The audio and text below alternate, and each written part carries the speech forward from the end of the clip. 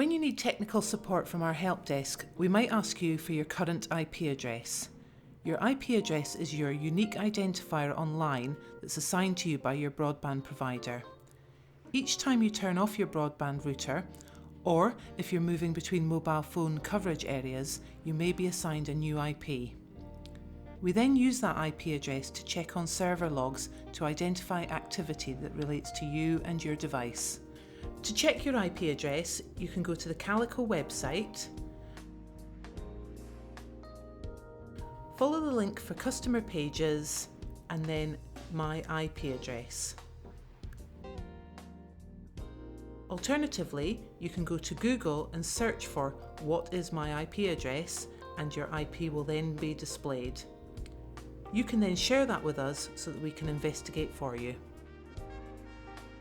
If you need any further information, then contact our help desk.